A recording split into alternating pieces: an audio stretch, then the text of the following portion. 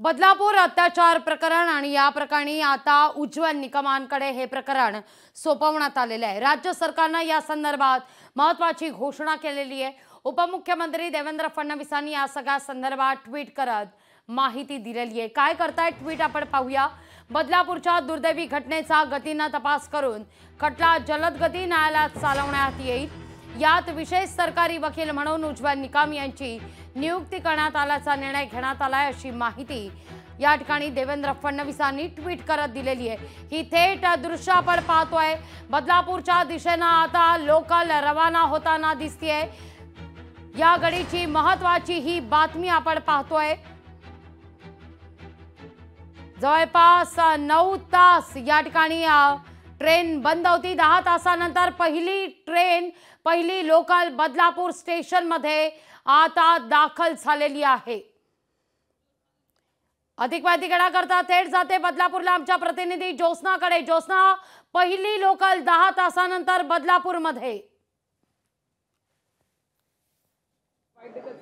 लागवी अगदी बरोबर आहे। सकाळी 9:38 जी आहे शेवटची लोकल याच बदलापूर ट्रॅकवरून जी आहे ते सीएसटी कडे धावली होती आणि त्यानंतर मात्र बदलापूरच्या शाळेमध्ये ज्या 2 चिमुरडीवरती लैंगिक अत्याचार झाला, प्रशासनाने जी दिरंगाई दाखवली त्या विरोधात नागरिक संतापले आणि संतप्त नागरिकांनी जे आहे ते रेल्वे रोको आंदोलन केलं होतं आणि याच रेल्वे ट्रॅकवरती तब्बल 6 ते 7 तास संतप्त नागरिकांचं आंदोलन सुरू होतं आणि त्यानंतर एकूणच मध्य रेल्वेच्या वाहतुकीवर याचा गंभीर परिणाम झाला होता आणि जवळपास 10 तासांपेक्षा पण अधिक वेळ मध्य रेल्वे ठप्प होती। खास करून बदलापूर रेल्वे स्टेशन जे आहे ते पूर्णपणे ठप्प होतं आणि त्यानंतर आता जवळपास 10 तासानंतर जे आहे ते रेल्वे पुन्हा सुरू झालेली आहे। कर्जत पासून ते सीएसटी कडे पहिली रेल्वे जी आहे सकाळपासून 9:38 धावलेली जी रेल्वे जी आहे ती आता 8 वाजता साधारण जी आहे ती बदलापूर रेल्वे स्थानकावरती आली।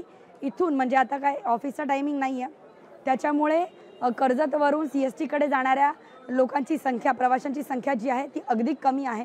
मात्र आपण बघतोय की सीएसटी दादर सकाळपासून बंद असलेली लोकल 7:58 या ठिकाणी पहिली लोकल बदलापूर स्थानकात पोहोचलेली आहे।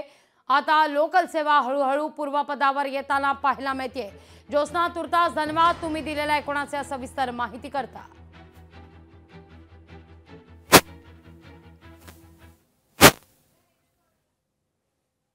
एक्शन लिया क्या? मैंने अभी तक सुना नहीं। एक्शन लिया तो बहुत अच्छी बात है, ये बहुत बुरी बात है। इसका एक्शन लेना ही चाहिए। महाराष्ट्र में ऐसा नहीं होना चाहिए। रेल रोको नहीं होना चाहिए। हाँ, रेल रोको नहीं होना चाहिए। ऐसा नहीं होना चाहिए, ये बहुत बुरी बात है। ऐसा महाराष्ट्र में कभी भी होना चाहिए। घटना कितनी बुरी घटना आपने देखा है ना, बहुत बुरी घटना है, ऐसा नहीं होना चाहिए।